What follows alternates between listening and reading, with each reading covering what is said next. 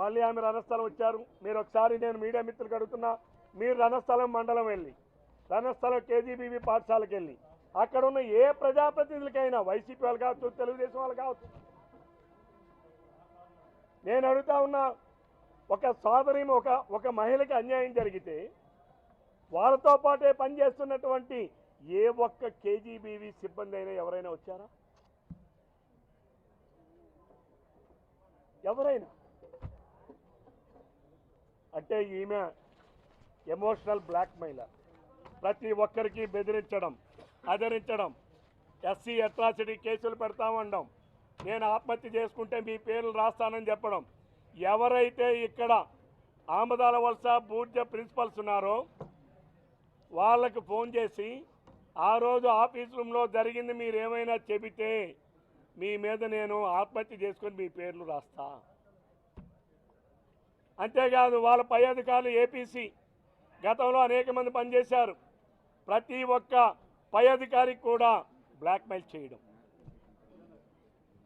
ప్రతి ఒక్కరికి కూడా నేను ఆత్మహత్య చేసుకుంటా మీ పేర్లు రాస్తా, లేదా ఎస్సీ అట్రాసిటీ కేసు పెడతా, లేదా ఉమెన్ మోడెస్టీ కేసు పెడతా. అంటే ఈమె స్వభావం ఎమోషనల్ బ్లాక్మెయిలింగ్ ప్రతి ఒక్కరిని చేసి తన అవినీతిని, తన అక్రమాలని పిల్లలకి ఎందుకు చేసినటువంటి ఆమె ఏదైతే ఉన్నాయో వాటిని కప్పిపుచ్చుకోవడం కోసం ఈ రకమైన బ్లాక్మెయిలింగ్ చేయడం.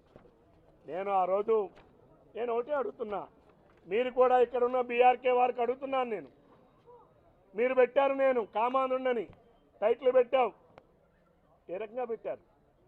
నేను మీ మీద కూడా తప్పనిసరిగా మీ మీద కూడా పోలీస్ స్టేషన్ కేసు పెడతా, మీరు కూడా రావాలి, మీ మీద కూడా డిఫార్మేషన్ పంపిస్తున్నా, మీ మీద కూడా ప్రివిలేజెస్ కమిటీకి ఫిర్యాదు చేస్తా.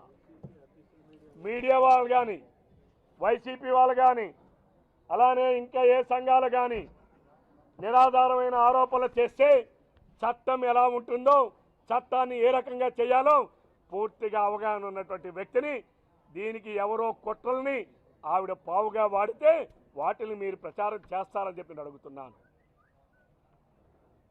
ఈరోజు కొంతమంది పనికి మాలినటువంటి వాళ్ళు నా పైన కుట్రలు చేస్తున్నారు.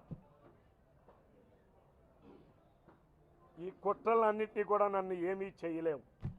నా 33 సంవత్సరాల రాజకీయ చరిత్రలో నీతిగా బతికా, నిజాయితీగా బతికా, ప్రతి ఒక్క ఆడబిడ్డని అభిమానించడమే నాకు తెలుసు, ప్రతి ఒక్కరిని గౌరవిస్తా, నా సొంత కుటుంబ సభ్యులుగా ఆదరిస్తా. ఈ నియోజకవర్గంలో అనేక మంది మహిళలు పనిచేస్తూ ఉన్నారు.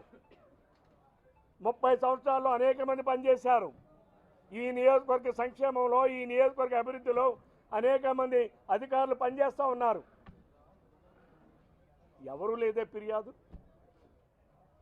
ఆమె మాట్లాడారు, నేను 11 గంటలకు ఫోన్లు చేశాను 10 తర్వాతని. నేను అడుగుతా ఉన్నా, ఎప్పుడు ఫోన్ చేశానో నీ కాల్ రికార్డు చూపించండి, ఆధారాలు చూపించండి. అలాగే మీరు మా ఆఫీసులో 11 వరకు ఉంచామని చెప్పారు, ఎప్పుడు ఉంచామో, అసలు మీరు ఎప్పుడు వచ్చారు, ఎప్పుడు ఉంచామో మీరు ఆధారాలు చూపించమని నేను డిమాండ్ చేస్తున్నా. ఇలాంటి నిరాధారమైన ఆరోపణలు చేస్తే మహిళల తాలూకా ఏదైతే సమాజంలో మహిళ అంటే ఒక గౌరవం ఉంది, ఒక ఉన్నతమైన స్థానం ఉంది. ఈరోజు ఆ స్థానానికి, గౌరవానికి కళంకం తెచ్చేటటువంటి నీలాంటి మహిళల వల్లనే ఈరోజు సభ్య సమాజం మహిళలు తలదించుకునేటటువంటి పరిస్థితులు తెచ్చారు. దీన్ని నేను ఈ ఆరోపణలన్నీ కూడా తీవ్రంగా ఖండిస్తున్నా. మళ్ళీ ఒకసారి మీరు అక్కడ పనిచేస్తున్నాము వినండి.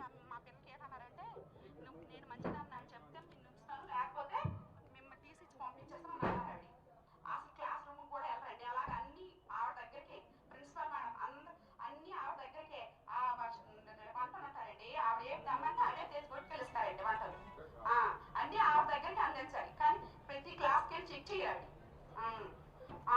మేడం గారు ప్రతి ఒక్కరు తెలుసావా, పిల్లల్ని తీసుకెళ్తారు, ఆవిడ దగ్గర ఉంచుకొని కాల్ నొప్పించుకొని అన్ని చేయించుకుంటారండి. ఆవిడ మాత్రం ప్రిన్సిపల్ సౌర్య మేడం గారు మంచిగా బాగా చూసుకోరు పిల్లల్ని.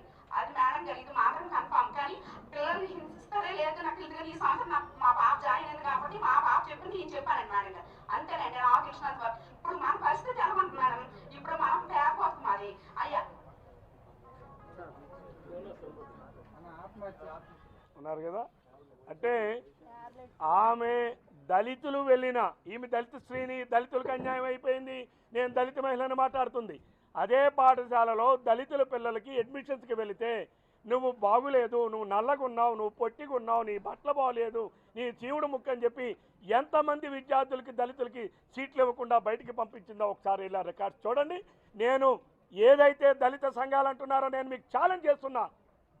ఆమె నిజాయితీ పౌరురాలని మీరు నిరూపించండి. అంతేగాని మీరేదో మీ నోటుకు వచ్చినట్టుగా మాట్లాడతామంటే దళిత అంబేద్కర్ గారి రాజ్యాంగం అందరికీ రాజ్యాంగం. బీసీలకు ఉంది, దళితులకు ఉంది, ఓసీలకు ఉంది, ఈబీసీలకు ఉంది. ఇవన్నీ ఉద్యోగాల కోసం రిజర్వేషన్లు తప్ప ఉద్యోగంలో జాయిన్ అయిన తర్వాత ఉద్యోగ నిబంధనల ప్రకారం ఉద్యోగం చేయాలి, నియమ నిబంధనల ప్రకారం ఉద్యోగం చేయాలి. నేను మాట్లాడింది ఆ రోజు ఒక దళిత స్త్రీతోనో ఆడదాయ మగవాడని కాదు. ఆ రోజు రివ్యూకి పిలిచింది. నేను మాట్లాడింది ఆ రోజు వీడియో కాన్ఫరెన్స్లో మాట్లాడినా ఒక ప్రిన్సిపాల్ గారితో, ఒక అఫీషియల్ పొజిషన్తో నేను మాట్లాడాను. కాబట్టి దయచేసి ఎప్పటికైనా తొందరపడి మాట్లాడినటువంటి వాళ్ళు క్షమాపణ చెప్పండి.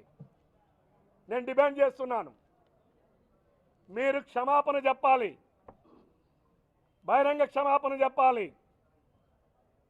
క్షమాపణ చెప్పకపోతే మాత్రం చట్ట ప్రకారం మీరు కూడా ఎదుర్కోక తప్పదు.